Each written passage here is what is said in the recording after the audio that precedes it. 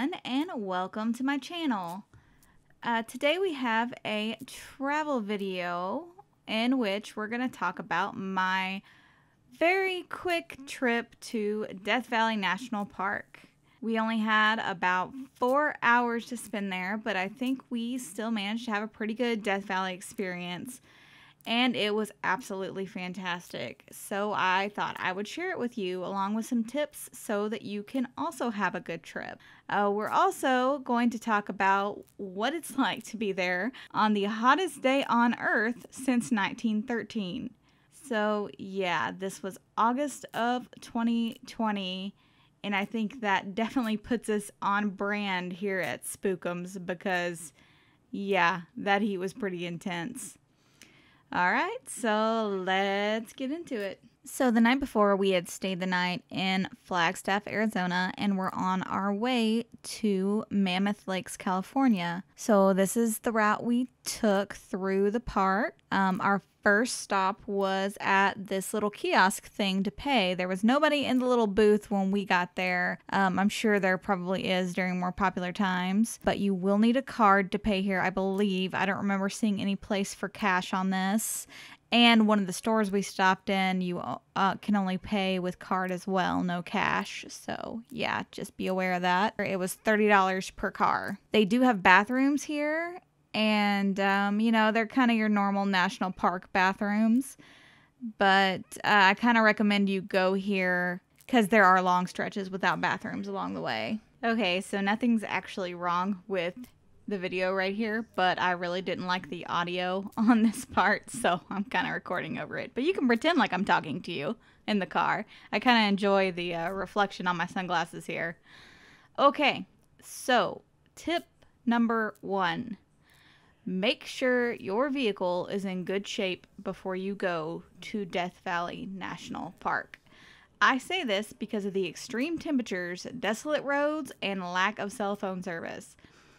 So there is quite a bit of road in through here on the route I just showed you where you have to turn off your AC so your car doesn't heat. I have a 2018 Nissan Murano that is well taken care of, and I was super confident that like I wasn't going to have to do that. Like you start seeing signs and it's like, oh, well they mean like old junker cars. And yeah, I had mine tuned up right before we left in our, for our trip in 2020. And we ended up having to turn the AC off so it didn't overheat. So yeah, it's not just junkers here. For real, make sure your car and tires are in good shape because you might have a heat stroke and die. So please get that checked out before you leave. Okay, so what you're looking at right now is Dante's View, and this was our first stop in the park coming in from the east side. We're saving the best for first here. This is my absolute favorite place we stopped. It was so beautiful. Like obviously this video and pictures do not do it justice.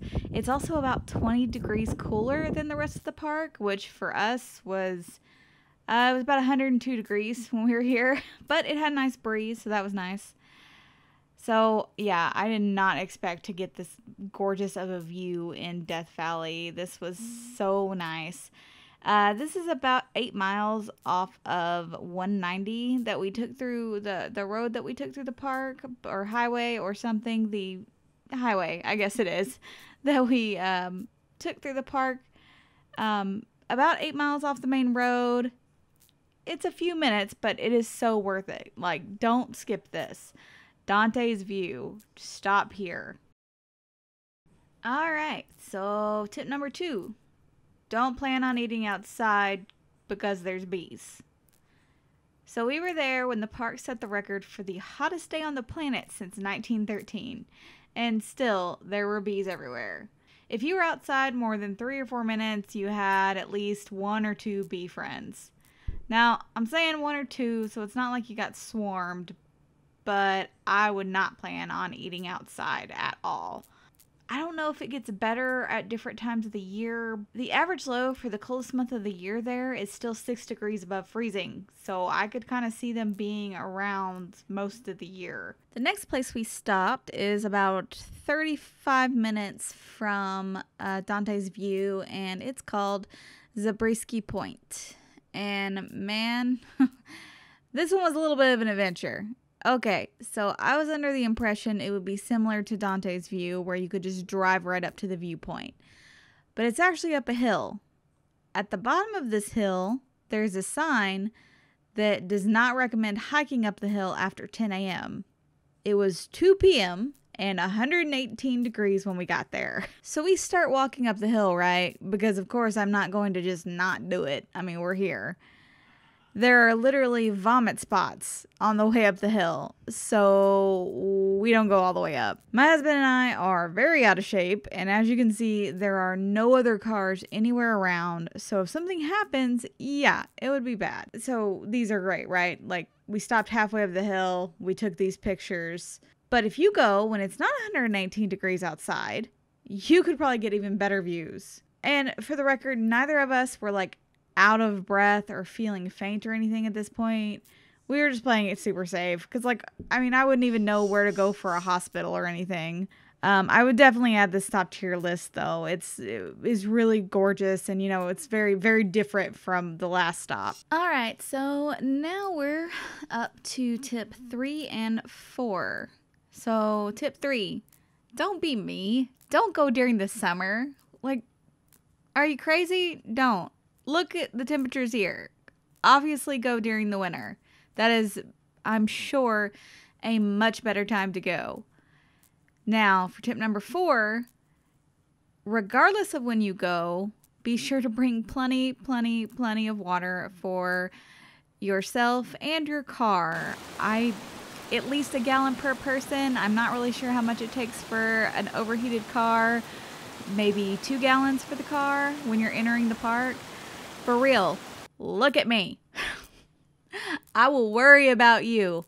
Please bring plenty of water and be careful. That's it for 4. Okay, so next I'm going to talk about the Furnace Creek Visitor Center. We didn't actually stop here, but I recommend that you do. It was closed, so I didn't think there was any need to stop here, but this is actually where the thermometer is. So if it's any sort of extreme weather or anything, if you want to get your picture with the thermometer, go ahead and stop here. Yeah, the thermometer's outside, so it doesn't matter if it's open or not. I don't have any idea what's inside the Furnace Creek Visitor Center, which is unfortunate because it was a record-setting heat when we were passing this, so that would have been really neat, but I forgot. So yeah, Furnace Creek Visitor Center. The store we did stop at was called Stovepipe Wells General Store. Here is where I'll mention what it was like to be there on the hottest day since 1913. The hottest area, the hottest day, the hottest temperature on the planet since 1913. In 1913, they recorded 134 degrees. We were there during 130 degrees in August of 2020. So, okay, we pull up at the store. We're okay. At this point, the air conditioner is it's definitely not as cold as it should be. Like, it's, you know, it's struggling a little bit. Soon after the store is where we would have to turn it off for a while. So, yeah, we go into the store, and the store is really nice. I buy a shirt and a magnet, and we buy water and ice and Gatorade. So as you can see, it's 38 minutes from Zabriskie Point from our very short excursion up the hill when it was only 118. It's 130 now. I didn't buy more in the store because I was feeling pretty shaky when we were in there. It was very weird. It was like I could tell that my body had like been through something. It was very strange. It was a really weird feeling. The heat was super, super intense. So I do recommend stopping at this store. They had a bunch of nice souvenirs. You could get some snacks and some drinks. Yeah, so if you need any of that, stop here. I think I mentioned earlier they were not taking cash, just so you know. So that brings us to tip number 5. Don't depend on your phone in the park. Bring a physical map and download a good amount of like music, podcasts, audiobooks, whatever you listen to. I have an iPhone X, and my maps did some weird things while we were in the park. I used Apple Maps, and like it sent us down a dirt road for 15 minutes just to make us do a U-turn, like in the middle of nowhere. Yeah, I would bring a physical map and also be familiar with that physical map. We actually brought an atlas, and also we printed out our routes before we left. I was not getting signal for the majority of the time either. And if you're playing, almost everybody has unlimited data, but if you use all or a certain amount of data, then like, they turn it down or whatever, the internet goes slower on your phone. No Spotify, nothing like that would work. Yeah, so download your podcast, music, audiobooks, so you make sure you have stuff to listen to. Also, your maps. Be prepared, everybody. Just be prepared. All right, from there, we got about a 45-minute drive before our next and last stop in the park called Father Crowley Overlook. So, I totally put this on the list to stop because Aleister Crowley, but like I knew it probably wasn't named after him, but it definitely caught my eye because of that. Yeah, it's not. I actually did a little bit of research on Father Crowley. He did a lot for the people around this area in the 30s, like when a lot of the water and power was diverted away from this area to Los Angeles. He also wrote a lot of articles about like the westerns and stuff that were filmed around this area and up around Lone Pine. He was interesting, and he seemed to be like a really good guy. I'm glad they named an overlook after him. This is beautiful, as you can see, and definitely worth stopping at. So that was our quick trip through Death Valley. 4 hours, and I really feel like we had like a nice experience. But my last tip for you is that if you really like what you saw here, maybe consider making it like a 2-day trip. Like I absolutely could spend more time here. Not in the summer. If it's during the summer, you're not going to be able to go hiking to all the other areas. But if it's not, you can. This place is gorgeous. And I know there's a waterfall here somewhere. There's also a place where the salt in the ground makes like rocks move on their own. Spooky, spooky. Yeah, this is only like 2 hours from Vegas also. So that could be a combined trip. Yeah, so that's it. Feel free to ask me any questions in the comments, or say hi, or maybe like and subscribe if that's what you're feeling. Check out my other videos and have a nice day.